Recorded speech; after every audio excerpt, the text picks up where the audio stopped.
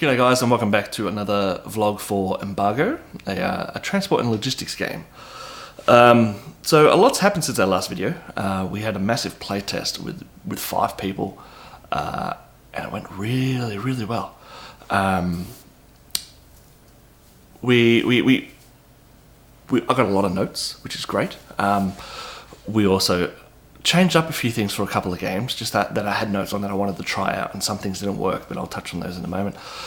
The first thing was, first I'm just going to give a plug. I'm not getting paid to do this, but I find this box here is pretty bloody great. Comes with a whole bunch of cubes and stuff, and it helped me come up with the idea for this game. It's just the white box. It was Kickstarter. It's actually made by Longpack as well, which is really good. It's another shout out to Longpack. But inside you get cubes, you get tokens, you get meeples, stuff like that, and there's actually a book as well about designing a board game. And it's pretty cheap. I think it was only like $45 Australian, which is like 30 US, give or take. So it's worth it if you can get your hands on this if you're looking to design a board game, because I found it really helpful.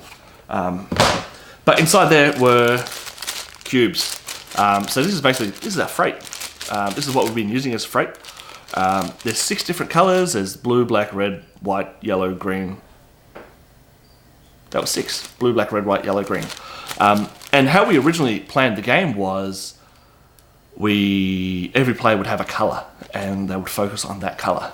But I ditched that after the first playtest, after the first 2-player playtest. I found it was okay, but it didn't just feel right. So I introduced freight to represent a type of freight. So say you deliver to a food shop, you're going to go red freight. Say you're delivering animal goods or green goods or something like that, whatever green goods is, you deliver a green one. White is technology. It's not really massive to know that, but that's what I sort of based it on.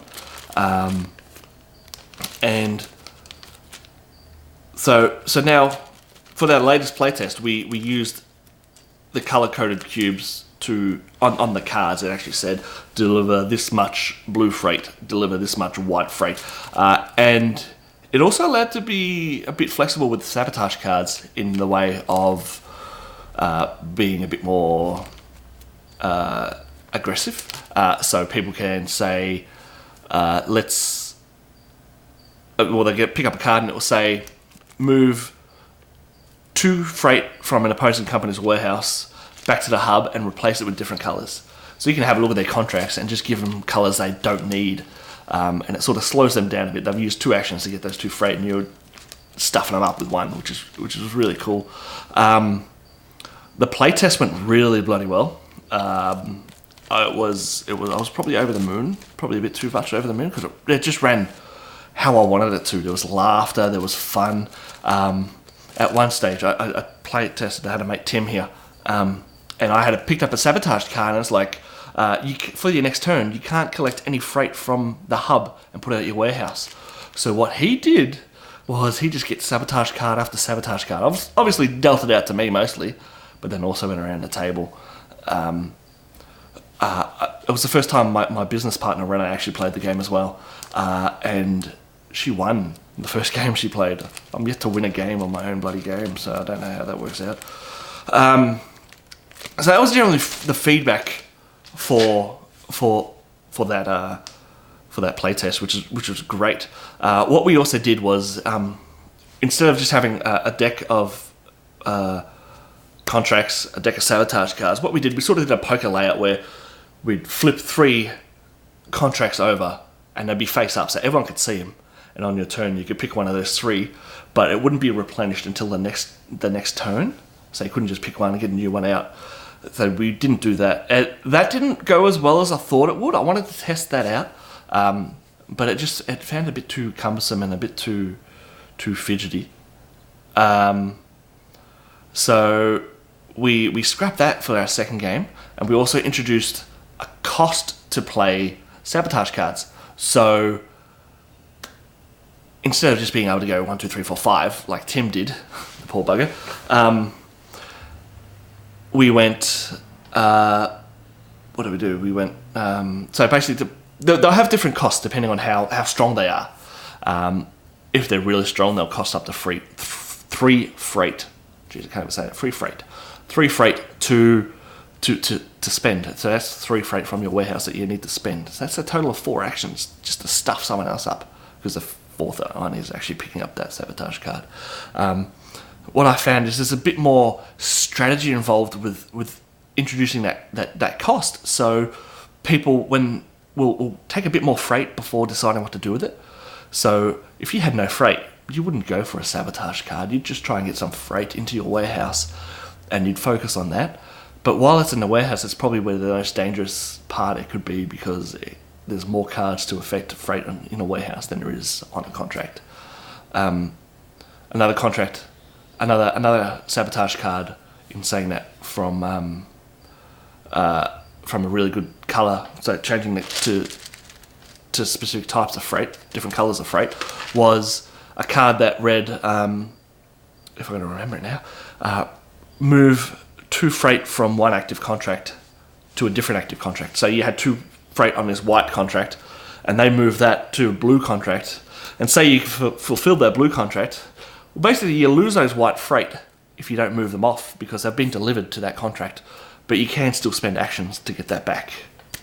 So that was a really cool thing that sort of evolved itself through that whole make freight a specific colour. I also had a listing of what freight colours and how much of what they had. So I had more blue freight than anything.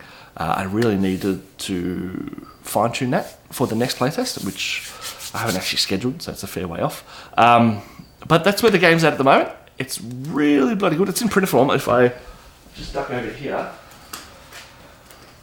this is a real professional. I actually hadn't planned to do this on this vlog. So I've got an action checklist. So it's rough as guts. I don't know if you can see that, if the camera will autofocus onto that. So there's 6 of those. These are the actual cards themselves, the contract cards. Remember, they're just playtest this size. They're not going to be this size. What we had decided was probably to remove the turn-based ones, just because it seemed a bit fidgety, and it wasn't that great. Well, that was the feedback from the guys I tested with, the guys and girls I tested with. So,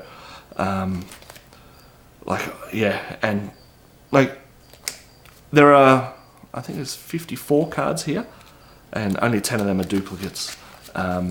We might look at doing a Kickstarter reward where people can, give a name of a business or something in here. They can name their business or something like that, maybe. I don't know. It's still very early. And these red ones are the sabotage cards. While there's not not going to be that many. There's 2 of every one in here. There's cards that, like this is the one I used on Tim. Choosing the opposing company on the next turn, they could not receive any freight from the hub. And that really messed with Tim. So that one there is probably going to have like a 3 or 4 costs to it of freight. There's ones like choosing the opposing company's active contract and place this card on it. This card prevents any freight being moved to or from this contract on their next turn. So it's a whole bunch of different. I think I've designed about 22 different ones at this stage. I had the idea for an expansion as well, but I don't like seeing, me personally, I don't like seeing Kickstarters on Kickstarter and then they have an optional buy-in of an expansion. I think if you designed a game with an expansion, shouldn't that sort of be part of the game? And the one I'm thinking of revolves around contraband, so having different types of cubes. But there needs to be a risk involved if they're going to be introduced, like a way to get caught holding this contraband, and you actually lose more than what you've got there. Maybe even lose contract cards. I'm not too sure. I haven't given that much thought into it because the base game is what I'm focusing on now. But that's where the game's at. It's in a really good bloody spot, if I do say so myself. Everyone enjoyed it, and the guys I played with love board games, and they all gave me great feedback, and that's all useful. So if you are designing a board game, make sure you do get your bloody feedback. Test it. Don't just test it with your best mate. Test it with people that can give you positive and negative feedback. Can give you, look, this is great, but this is crap because of this. That's what you really want. Thanks for watching again. I think last video I signed off by saying thanks for coming. You didn't really go anywhere, but thanks for watching. If you like it, subscribe it. I've also put our Facebook page down in the comments. You can send us a message if you want to talk to us or have any ideas or anything like that. Hopefully you enjoyed the videos, because I'm loving making them. Right, thanks guys.